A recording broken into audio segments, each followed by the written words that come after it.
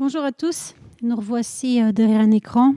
Ce n'est pas tout à fait ce qu'on aurait voulu, ce n'est pas tout à fait ce que nous souhaitons et nous aimons, mais voilà, on y est. En tout cas, ça ne doit pas être un empêchement pour nous de louer le Seigneur, de l'adorer pour qui il est et de nous approcher de lui, de pouvoir goûter à sa présence. Et je voulais vous partager un petit texte que j'ai reçu il n'y a pas longtemps et qui m'a interpellée, et j'espère qu'il vous interpellera aussi. Quand Dieu a voulu créer du poisson, il a parlé à la mer. Quand Dieu a voulu créer des arbres, il a parlé à la terre. Mais quand Dieu a voulu créer l'homme, il s'est adressé à lui-même. Et donc il dit, « Puis Dieu a dit, faisons l'homme à notre image et notre ressemblance. » Si vous sortez un poisson de la mer, il mourra. Et lorsque vous enlevez un arbre du sol, il mourra également. De même, quand l'homme est déconnecté de Dieu, il meurt. Dieu est notre environnement naturel. Nous avons été créés pour vivre en sa présence. Nous devons être connectés à lui parce que c'est seulement en lui que la vie existe. Restons connectés à Dieu et rappelons-nous que Dieu sans l'homme est toujours Dieu, mais l'homme sans Dieu n'est rien. Et c'est vrai que c'est quand nous sommes dans sa présence que nous nous sentons bien, c'est quand nous sommes dans sa présence que nous retrouvons nos forces, que nous pouvons puiser nos forces, que nous trouvons sa paix, nous trouvons sa joie aussi. Quand nous passons des journées sans lui, nous sentons que c'est une journée qui a été épuisante, qui a été vide, qui n'est pas satisfaisante, parce que c'est lui qui est au centre de tout. Si nous sommes là, c'est parce que nous devons vivre dans sa présence. Un peu comme lorsque nous retirons l'arbre du sol, il meurt. Lorsque nous retirons un poisson de l'eau, il meurt. Et bien quand on se retire de sa présence, de lui, de qui il est, mais nous mourrons aussi. Et ce matin, je vous invite à vous connecter à lui, à retrouver vos forces, à vous émerveiller, à contempler qui il est dans sa présence.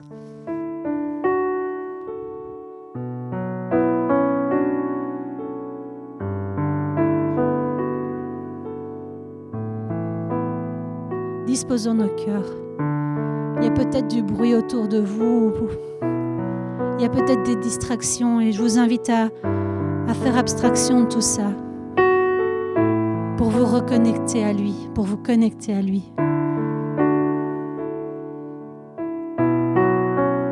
Seigneur, nous voici. Notre cœur est ouvert à te recevoir. Notre cœur est ouvert à t'écouter. Nous sommes disposés, Seigneur. C'est toi que nous voulons voir ce matin. C'est toi que nous voulons entendre, Seigneur. C'est vers toi que je me tourne. Je veux marcher dans tes voies. J'élève mes mains pour te rencontrer. Mon cœur désire te chanter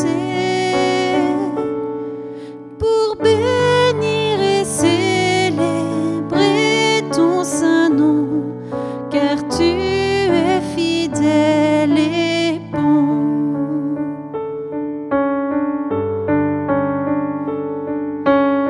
Oui, Seigneur, c'est vers toi que nous nous tournons. C'est vers toi que je me tourne. Je veux marcher dans tes voies. J'élève mes mains pour te rencontrer. Mon cœur désire te chanter pour bénir et célébrer ton saint nom, car tu es fidèle et bon. Seigneur, ô Seigneur, je veux te donner. Seigneur, ô Seigneur, ma vie à jamais.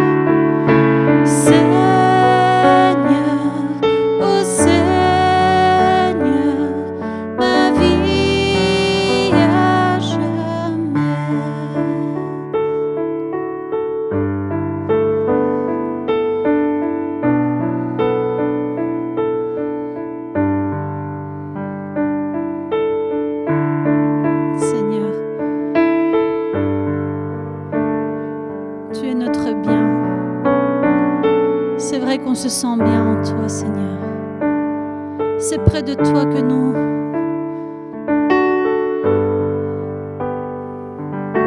pouvons nous ressourcer, Seigneur. Merci, Seigneur, car nous ne manquons de rien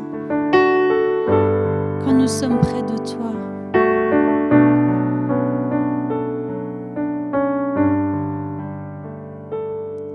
Je n'ai que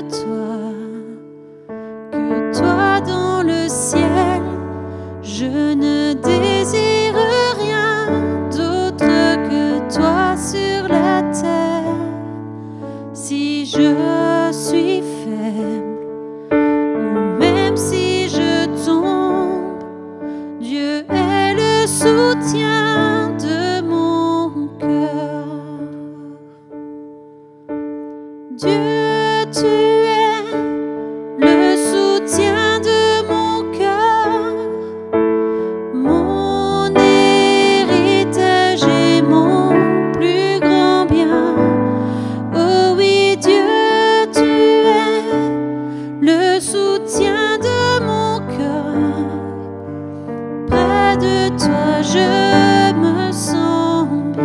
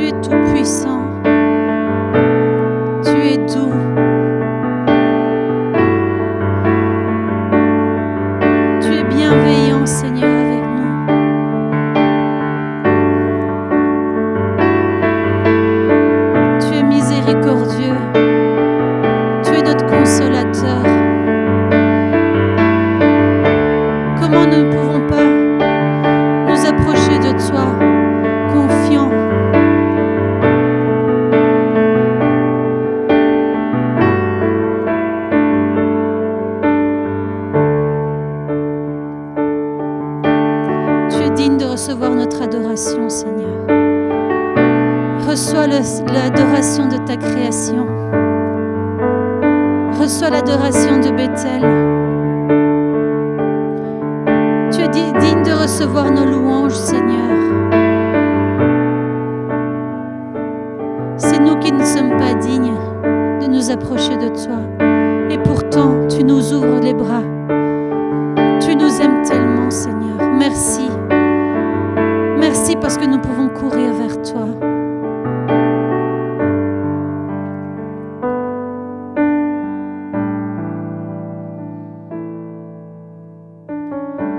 L'immensité de ta grandeur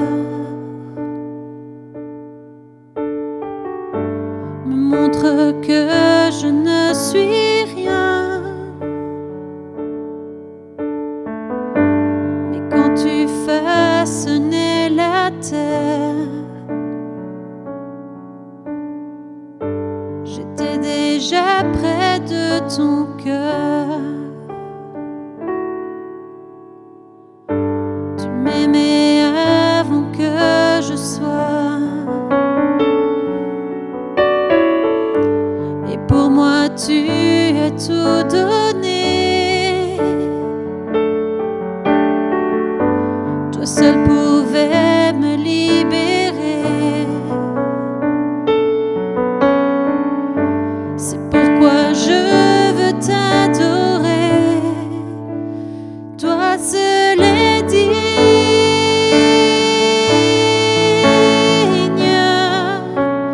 de recevoir louange et gloire pour l'éternité. Toi seul est digne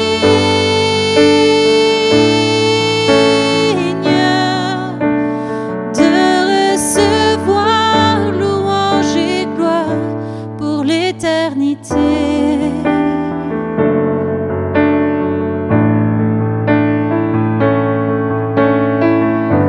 Dans ta présence je me tiens, car tu as ce dont j'ai besoin. La joie, la vie et le bonheur.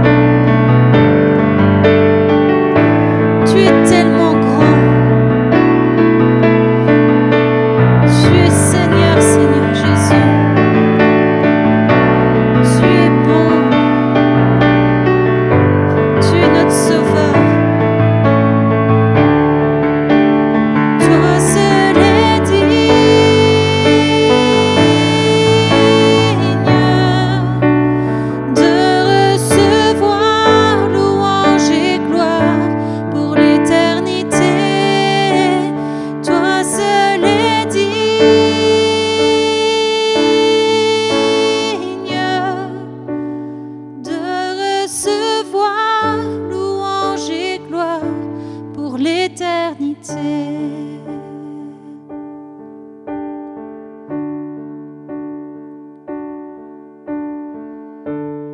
étais là dès la création, Fils unique du Dieu très haut.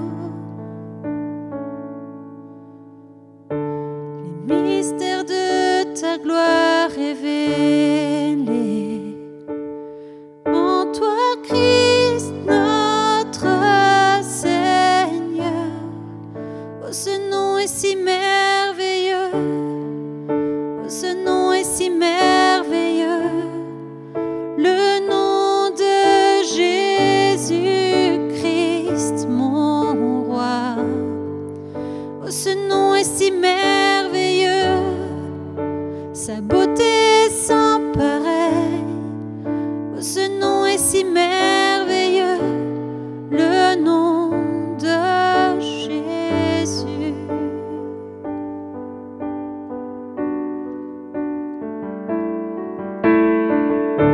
Tu n'as pas voulu les cieux sans nous. Alors Jésus, tu es venu.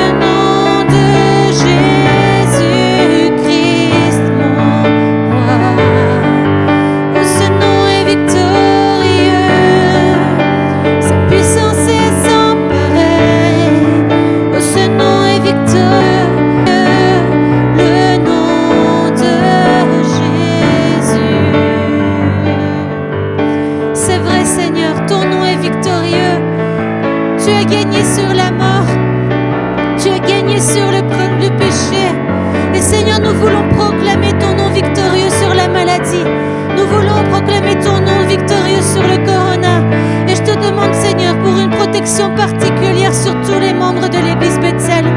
Car tu, Seigneur, tu sais, Seigneur, tout est possible à toi, Seigneur. Alors oui, tu es victorieux, tu es merveilleux, Seigneur. Et tu es glorieux et tu nous aimes. Sois loué, Seigneur. Je proclame la victoire, Seigneur. Je proclame ton nom, Seigneur Jésus, qui donne toute puissance. Ton nom est tout puissant. Ton nom est souverain, Seigneur.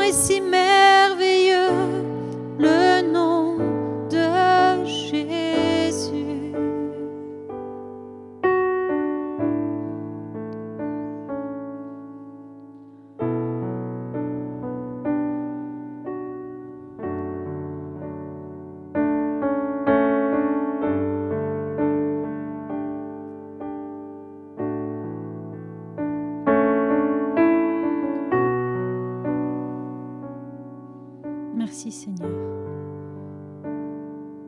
car quand nous venons à toi, tu es là.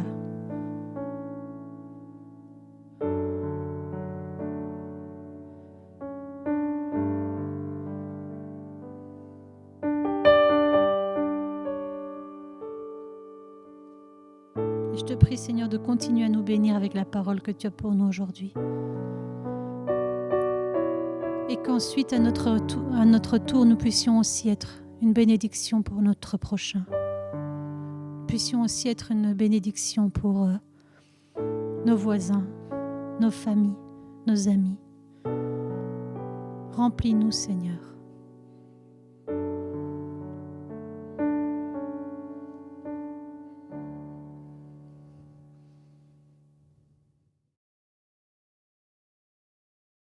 Bienvenue dans ce culte, bienvenue dans ce culte particulier, puisque cette semaine, comme des milliers d'autres églises, nous avons un moment pour penser, pour nous rappeler, pour prier pour l'église persécutée.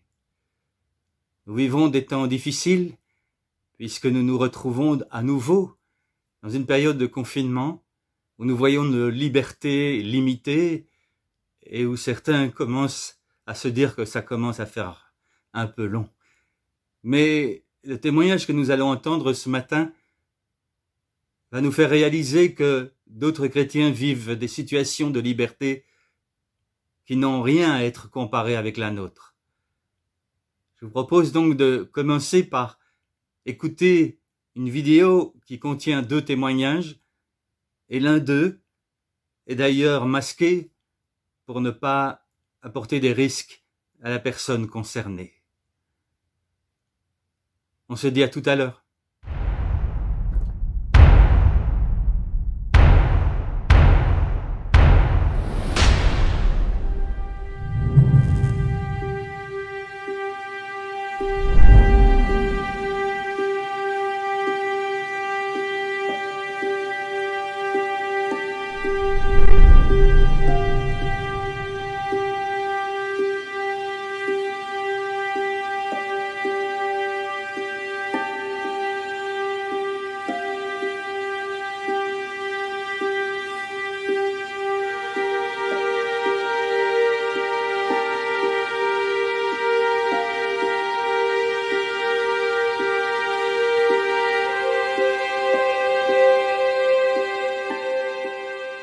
Wang Mingdao was probably the most significant leader of the Chinese church in the 20th century.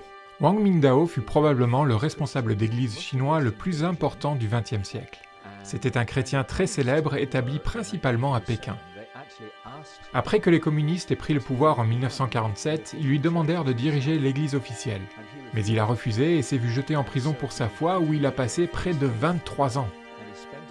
Lorsqu'il fut libéré, il déclara qu'il avait découvert Dieu d'une manière merveilleuse dans sa cellule et des millions de personnes furent inspirées par son témoignage. À l'époque, j'étais journaliste à Hong Kong. J'en ai profité pour le rencontrer. Il m'a beaucoup parlé de son expérience. Je me souviens lui avoir dit « Je ne peux pas m'identifier à ce que vous avez vécu. Si j'avais passé 23 ans en prison, j'espère que j'en serais ressorti avec une aussi grande foi que la vôtre, mais je n'en suis pas si sûr. » Et il m'a répondu « Vous ne devriez pas envier ce que j'ai vécu, parce que vous avez la chance de vivre dans un pays où des gens, sans doute des centaines d'années auparavant, sont morts pour vous donner cette liberté de culte. Vous ne devriez pas vous sentir coupable de ne pas avoir été enfermé dans une cellule comme je le fus. Cependant, a-t-il ajouté, il vous faudra peut-être construire votre propre cellule. » Il m'a alors posé tout un tas de questions au sujet de mon emploi du temps. Combien d'articles et de lettres avais-je à écrire, de personnes à voir, de sermons à préparer, et ainsi de suite. « Vous êtes bien occupé, n'est-ce pas » m'a-t-il demandé. J'ai répondu « Oui, beaucoup trop. » Et il a rétorqué « C'est pour ça que vous devez vous construire votre propre cellule. » Il m'a expliqué « Voici quelle a été mon expérience. Lorsque j'ai été incarcéré, me préparant à passer toutes ces années derrière les barreaux, j'avais 60 ans. Et en Chine, à 60 ans, on est au sommet de son pouvoir. Je voulais voyager dans tout le pays pour évangéliser. Je voulais faire des disques parce que je chantais plutôt bien. Je voulais écrire des articles, des livres, mais à présent, je ne pouvais même plus étudier ma Bible. Je ne pouvais plus témoigner à personne. Tout ce que je voyais, c'était ma nourriture quotidienne qu'on passait à travers une fente dans la porte de ma cellule. Tout ce qui donnait du sens à ma vie de grand responsable chrétien m'avait été enlevé. Tout ce que je pouvais faire, c'était rester assis dans mon cachot. C'était très dur au début. Mais à la longue, cette captivité m'a permis de me recentrer sur Christ, parce qu'il y avait littéralement rien d'autre à faire. C'est ça le pouvoir de la cellule. C'est ça le pouvoir de la persécution. La persécution n'est pas une bonne chose en elle-même, mais la raison pour laquelle beaucoup de chrétiens persécutés rencontrent Dieu de manière bien plus profonde réside précisément dans le fait qu'ils ont été éloignés de toute distraction dans leur vie. Plus rien n'existe entre eux et Dieu à présent. J'ai dû apprendre à simplement recevoir tout de Jésus, ce qui n'était pas facile parce que j'étais un Chinois confucianiste. J'avais peur de Dieu. Pour moi, Dieu était un grand empereur à qui il fallait obéir, mais jamais un ami. C'était interdit, impossible. Mais pendant cette période, j'ai pu me concentrer sur le fait de recevoir l'amour de Dieu. Et l'amitié de Jésus est devenue la chose la plus importante dans ma vie. Je ne servais plus ce Dieu grand et puissant, mais je l'aimais, et il m'aimait. Et donc, me dit-il, à votre retour, vous aurez une tâche plus dure à accomplir. Il vous faudra construire votre propre cellule. Ce qu'il voulait dire par là, c'était qu'une cellule consiste à s'emprisonner seul à seul avec Dieu, concentré sur lui, balayant toute distraction. On pourrait discuter longuement sur les différentes manières de ralentir dans notre quotidien et de laisser la parole de Dieu nous imprégner, mais, en fin de compte, si notre foi chrétienne n'est pas une relation d'amour entre nous et Christ que nous ressentons et expérimentons, ça ne suffit pas. C'est indispensable, car c'est de là que découle ce que nous faisons. Et nous savons que c'est réel. Si cet homme a pu rester enfermé 23 ans dans sa cellule, en sortir et déclarer que ce fut une expérience magnifique, merci Seigneur, car ça lui a permis de connaître Christ comme ami, alors ça vaut la peine de le faire. C'est peut-être même la chose la plus importante que nous ayons jamais à faire. This is worth doing. Perhaps the most important thing we can ever do.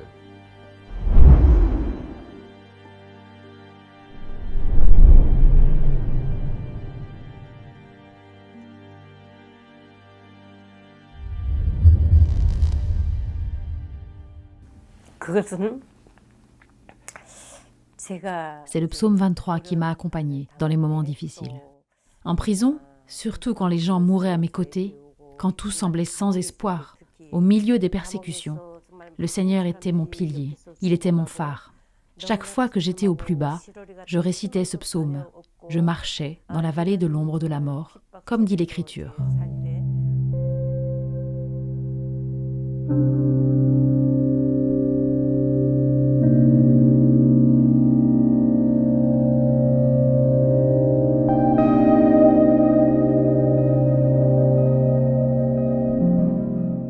Quand je suis arrivée à la prison, j'ai jeté un coup d'œil rapide autour de moi.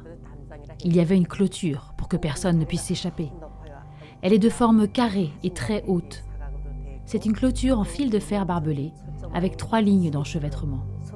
Et à chaque coin de la clôture, il y a des gardes avec des armes. Si quelque chose se passe dans la prison, les gardes peuvent tirer des coups de feu aux 4 coins. Et en plus, il y a une porte en fer vraiment gigantesque. Au-dessus de cette porte sombre, il est écrit « Ne fuyez pas. S'enfuir mène à l'autodestruction ». Chaque fois que des gens regardent cette phrase, ils sont impressionnés, découragés. En regardant cette porte, j'ai dit « Dieu, je franchis cette porte aujourd'hui.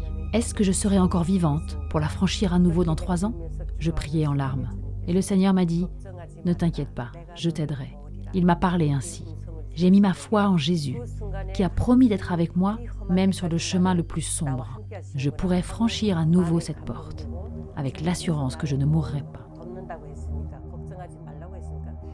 Dans la prison, les hommes et les femmes étaient séparés. Tous les détenus semblaient sur le point de s'évanouir. Ils étaient tous désespérés, et en plus, ils étaient affamés. Chaque personne recevait une poignée de maïs pourri par jour. Il n'y avait rien d'autre à manger. On recevait aussi quelque chose de liquide. Ce n'était même pas une soupe. Nous avions ça à manger toute l'année durant. Il n'y avait rien d'autre. Et on était obligé de travailler plus que des bêtes de somme. Et comme tout le monde était obligé de travailler, les gens mouraient de malnutrition. Tant de morts. Et il n'y avait aucun espoir dans la prison. Tous étaient au bord de la mort. La seule raison pour laquelle j'ai pu en sortir vivante ? Personne ne m'a rendu visite, mais Jésus était toujours avec moi. J'ai continuellement médité sur la parole. Je louais Dieu en chuchotant. C'est ainsi que j'ai pu survivre. Je chantais des louanges en secret, et quand j'étais découverte par le garde, j'étais battue presque à mort. Par la grâce de Dieu, nous avons pu sortir vivants de cette prison. Dieu m'a protégée par sa grâce. 나 같은 죄인 살리신 주 은혜 고마워 잃었던 생명 찾았고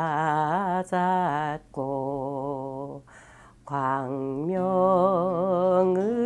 얻었네. Alors que je chante Amazing Grace, de plus en plus, je réalise que c'est la grâce de Dieu qui m'a conduite à Jésus. Je me rends compte à quel point j'étais pécheresse. Après avoir connu le Christ, Dieu m'a fait grandir dans la prison comme le feu purifie l'or. Dieu m'a donné une foi qui est comme de l'or pur. Je suis tellement reconnaissante qu'il m'ait donné la foi de ne regarder que lui et de l'aimer lui seul. C'est pourquoi je pleure chaque fois que je chante cet hymne, parce que je suis si reconnaissante pour sa grâce. Se concentrer sur Jésus-Christ afin de suivre sa volonté sur cette terre, me consacrer et être prête à donner ma vie, c'est ça la foi. Vivre pour sa gloire et lui donner ma vie. Et aussi avoir confiance en toutes ses promesses. J'espère pouvoir conserver une telle foi. 확고하게 믿고 나아가는 그런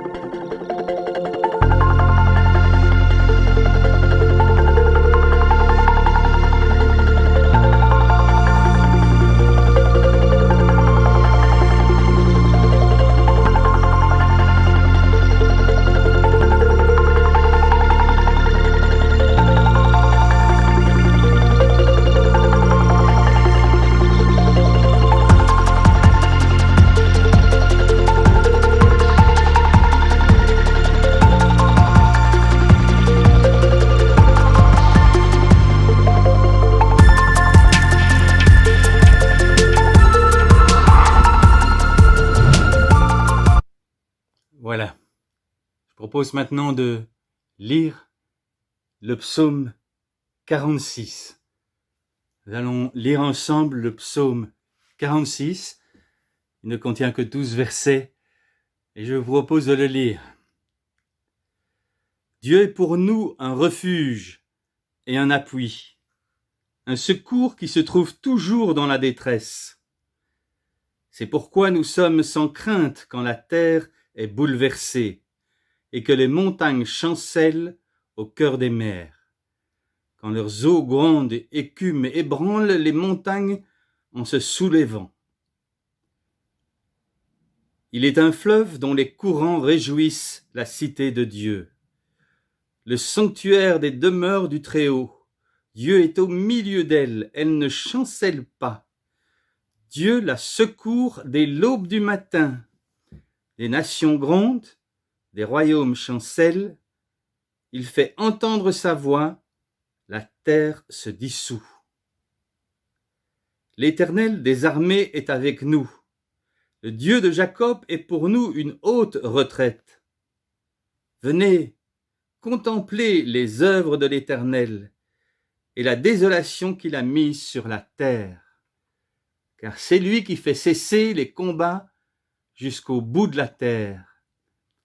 Il a brisé l'arc et rompt la lance. Il consume par le feu des chars de guerre. Il consume par le feu les chars de guerre. Arrêtez, reconnaissez que je suis Dieu. Je domine sur les nations, je domine sur la terre. L'Éternel des armées est avec nous. Le Dieu de Jacob est pour nous une haute retraite. Et ce psaume n'a pas été écrit dans une situation facile. Il y a beaucoup de louanges, beaucoup d'exclamations, mais il faut savoir que la situation qu'il vivait n'était pas celle d'une maladie, comme nous le vivons, mais d'une situation qui était celle de l'invasion de l'armée assyrienne, qui avait envoyé leur meilleur général pour venir conquérir les villes d'Israël. Ils avaient déjà fait le siège dans plusieurs villes, ils avaient pris des villes, et voilà que le général commence à mettre le siège devant Jérusalem.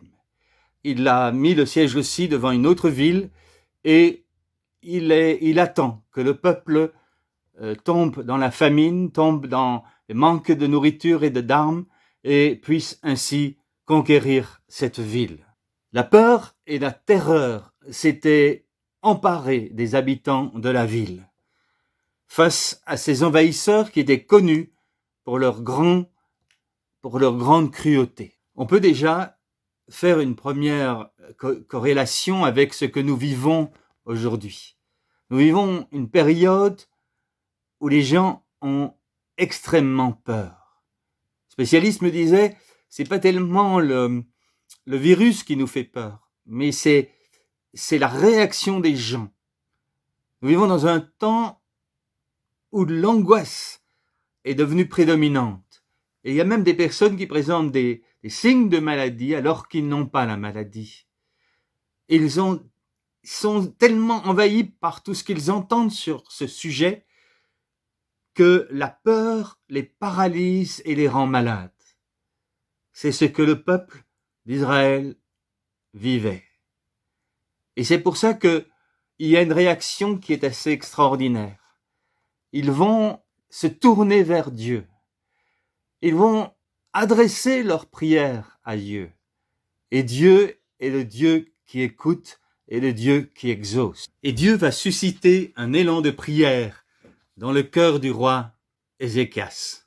Il revêt le sac et la cendre. Il envoie une délégation vers le prophète Ésaïe. Et lorsque la situation est présentée, c'est la parole que le prophète va donner au roi. Nous la trouvons dans la Bible, dans 1 Roi 19, les versets 6 à 7.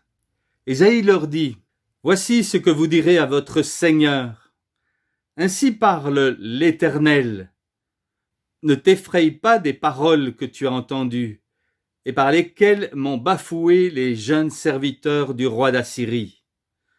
Je vais mettre en lui un esprit tel que, sur une nouvelle qu'il recevra, il retournera dans son pays et je le ferai tomber par l'épée dans son pays. Et c'est ce qui se passe. Le roi Senchérib reçoit une nouvelle et il y a un désordre complet qui se passe dans son armée.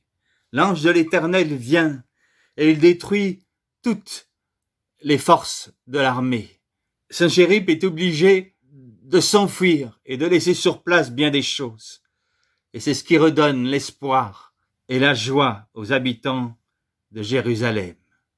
Dieu est au milieu de sa ville et elle n'est pas ébranlée, nous dit le psaume au verset 6. Les descendants de Corée, qui sont ceux qui assistent dans le temple de Jérusalem et qui sont les auteurs de ce psaume, nous disent « Dieu est pour nous un refuge et un appui, un secours toujours présent dans la détresse. » Il nous exhorte à tenir ferme, à garder l'espoir, car Dieu a brisé l'arc et rompu la lance, il a détruit par le feu les chars de guerre, au verset 10. Quel beau psaume! Et le psaume pourrait s'arrêter au verset 10. Il déclare la grandeur de Dieu, son intervention.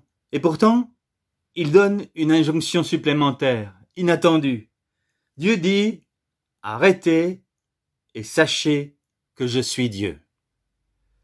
C'est un appel à non seulement ralentir, mais de stopper, d'arrêter toute activité physique ou mentale, parce que notre rythme effréné, notre rythme de vie n'est pas le rythme que Dieu nous a donné pour notre bien.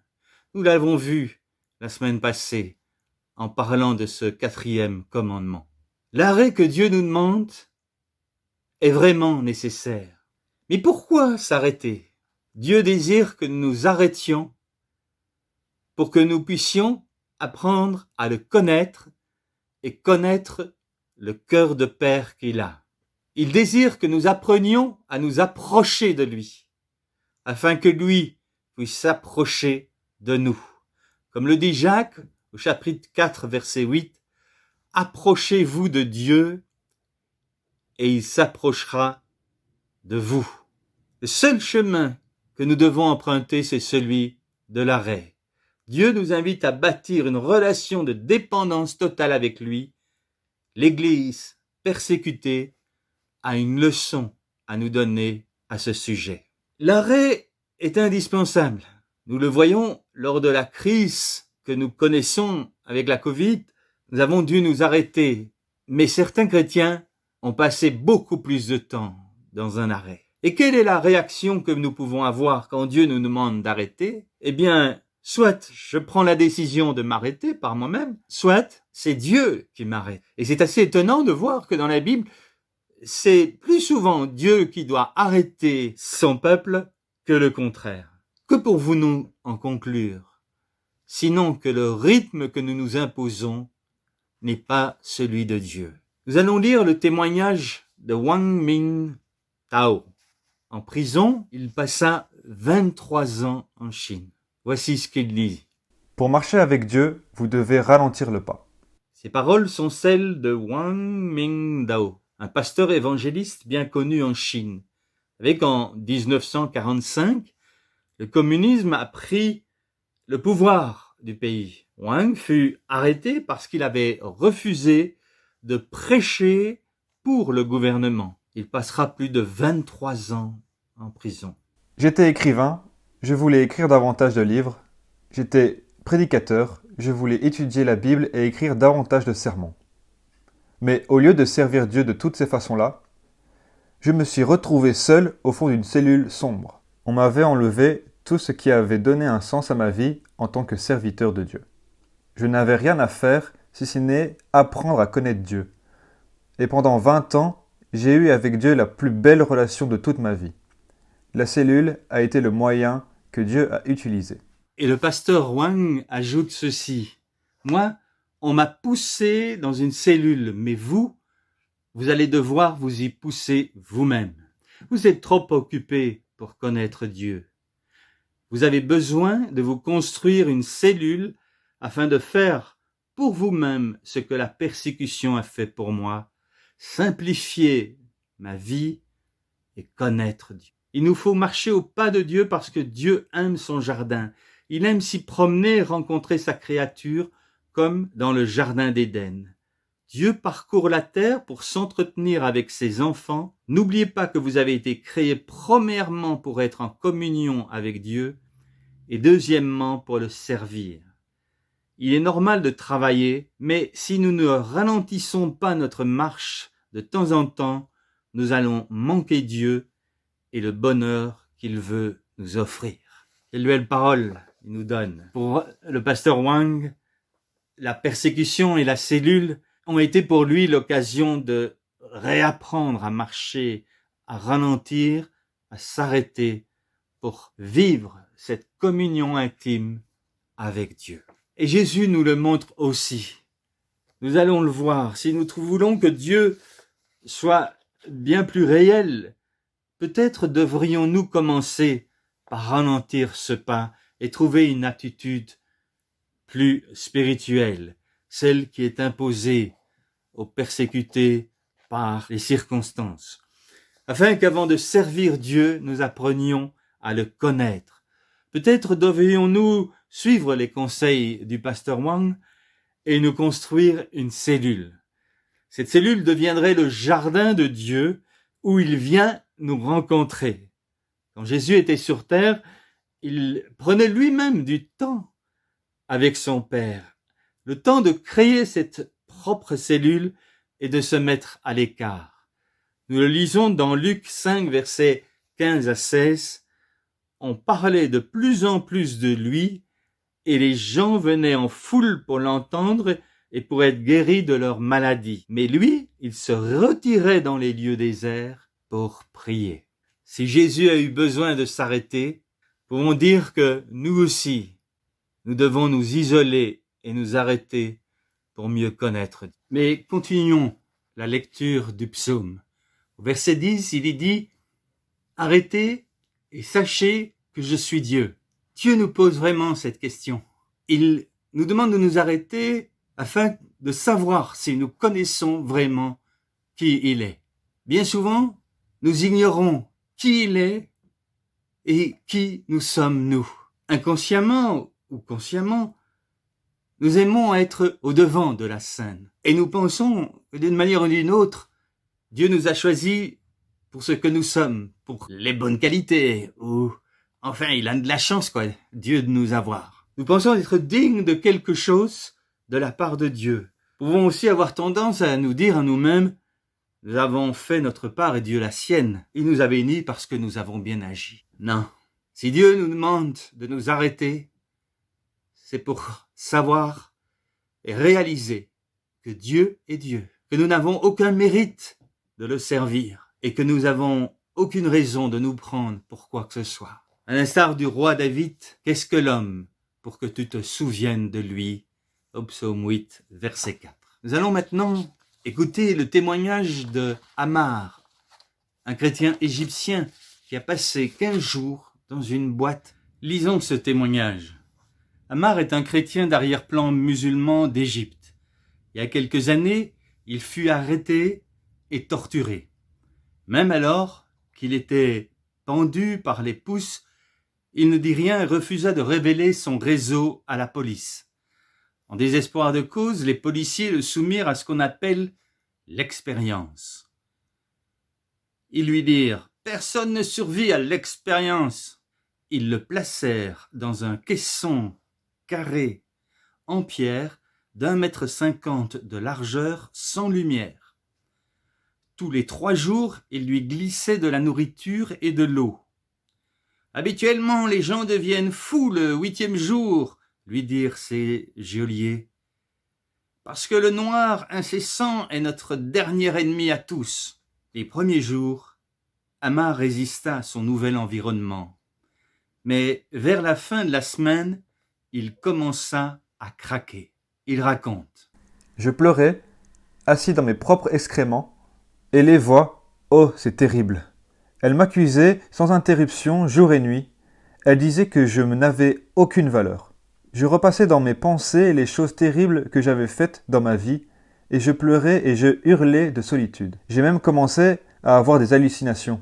Je me voyais dans la foule quand Jésus fut condamné par Pilate, et je criais « Crucifiez-le! Crucifiez-le » Ammar sentit que sa santé mentale lui échappait, quand soudain Dieu est intervenu.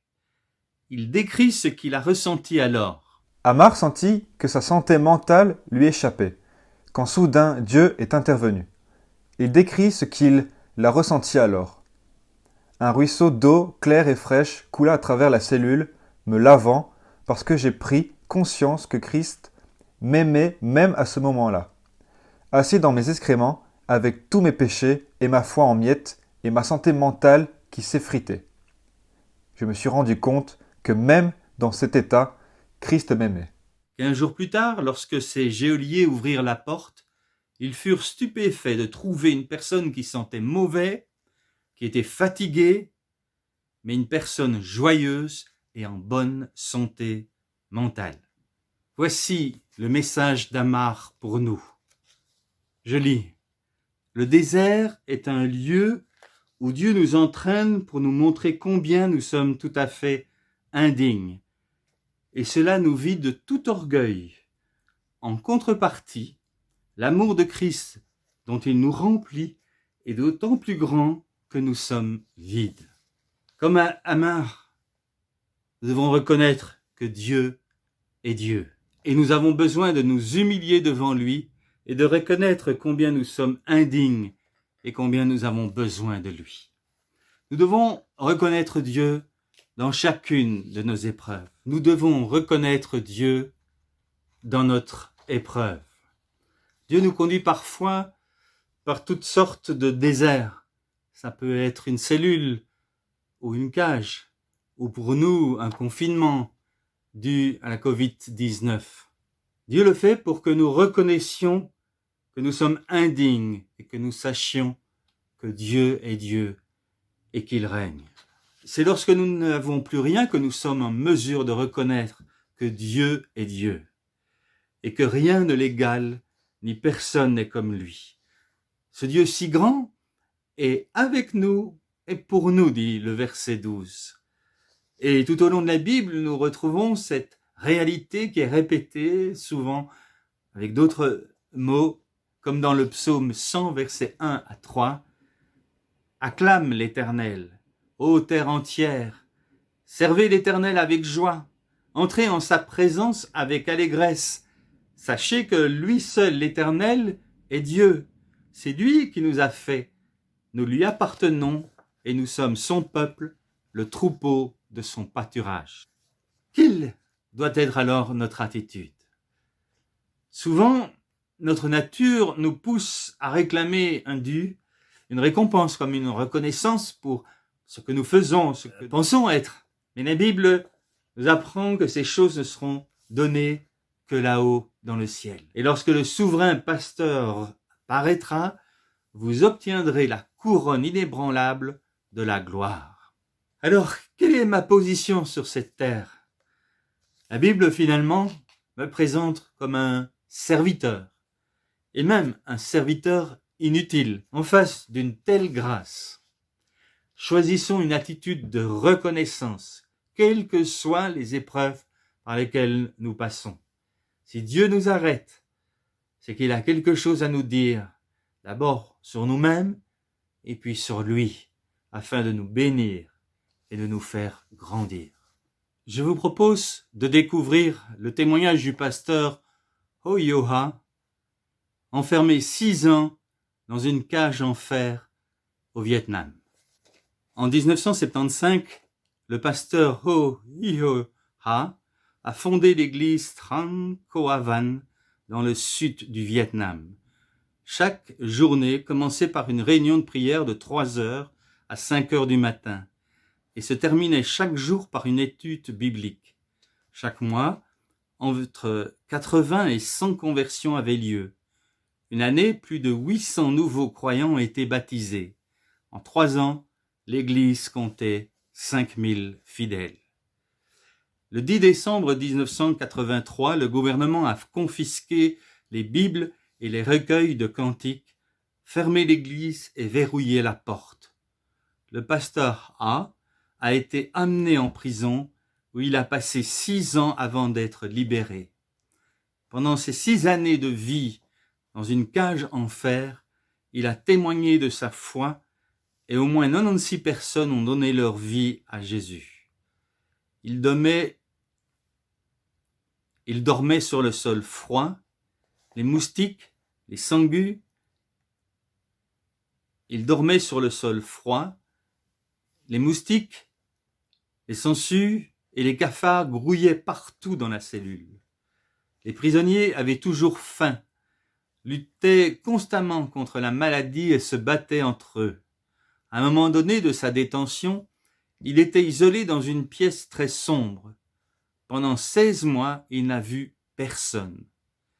La nourriture était avariée, mais il n'est jamais tombé malade, pas même une fois pendant cette période. Voici le message de ce pasteur Ha. J'ai une théologie très simple, dit-il. Quand vous avez des problèmes, priez. Quand vous avez plus de problèmes, priez davantage.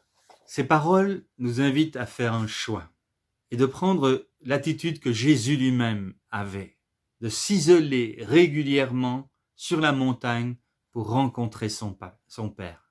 Ou alors d'attendre que Dieu lui-même nous arrête et nous impose une période d'arrêt forcé. Notre vie est bien souvent trop agitée et même notre service pour Dieu peut devenir effréné, à l'exemple du pasteur Wang Mingdao avant son incarcération. Dieu veut nous offrir l'immense privilège de passer plus de temps avec lui et peut-être de redécouvrir qu'il est le Dieu de l'univers. Je vous propose de passer maintenant en famille ou seul un moment de prière et de remettre particulièrement les personnes qui vivent ces situations d'enfermement dans des pays où la foi est difficile d'afficher. Je vais aussi vous présenter 2 sujets autres. Nous avons eu le président de l'Église apostolique au Burkina Faso. Vous savez qu'ils sont passés à la 28e place, eux qui n'étaient jamais dans les pays persécutés, ce pays qui était tranquille, le pays des hommes intègres. Et voilà que depuis les attentats, les décès, surtout contre les lieux de culte dans le nord du pays, il nous dit que plus d'1 million de personnes ont été déplacées. Et le peuple de ce pays qui a déjà d'énormes difficultés à vivre et à manger ce qu'il faut, doit maintenant accueillir ces personnes. Prions pour ce pays. Prions aussi pour l'Inde qui s'est vue, alors que c'est une ancienne colonie britannique, un nouveau gouvernement a décrété que, il ne peut y avoir que la religion hindoue, sikh ou autre, et que les autres sont devenus illégales. Les chrétiens sont maintenant dans l'illégalité.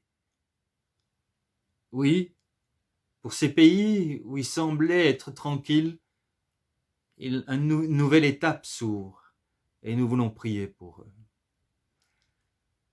Seigneur, merci pour pouvoir arrêter ce matin, pouvoir dire Dieu est Dieu. Nous ne pouvons rien faire, mais toi tu es le Dieu du combat, le Dieu de la victoire. Nous voulons dans une relation beaucoup plus proche avec toi et nous voulons gagner ce combat. Nous voulons te prier pour tous ceux qui sont dans des prisons, dans des cellules, des cages, qui ont été enfermés pour devenir quasi fous. Seigneur, nous voulons te prier pour qu'ils aient la force de tenir, la force d'être encore plus en relation avec toi et fortifiés par ton esprit. Seigneur, tu permets aussi que les fausses accusations tombent, qu'elles soient dénoncées, que des procès équitables aient lieu, afin que ces chrétiens puissent être mis en liberté. Merci de pouvoir prier particulièrement pour le Burkina Faso. Merci de subvenir aux besoins de ce peuple et que ton Église puisse être fortifiée, qu'elle puisse nous donner l'exemple d'une Église prête à souffrir pour Jésus et à lever la tête parce que la délivrance approche. Et nous te prions aussi pour l'Inde, où nous avons vu des centaines d'églises être implantées durant ces 50 dernières années. Seigneur, tu as fait une œuvre extraordinaire dans ce pays. Et voilà qu'un gouvernement décide qu'il est illégal d'être chrétien aujourd'hui. Nous prions pour que ton peuple puisse vivre, Seigneur, oui, une onction particulière qui les aide à traverser cette tempête. Et te prions pour qu'il y ait un changement dans ce pays, et pour que tu renverses ces puissances obscures qui veulent la fin de l'Église. Dans le nom de Jésus, garde-nous, garde chacun de nous, garde nos familles, nos enfants, garde-nous dans ce confinement aussi, et que nous puissions trouver une richesse dans ta présence. Dans le nom de Jésus, Amen. Que le Seigneur vous bénisse. Merci pour ce temps passé avec vous. Et merci de continuer à vivre avec le Seigneur. Je vous donne rendez-vous mercredi et dimanche prochain. Que le Seigneur vous bénisse.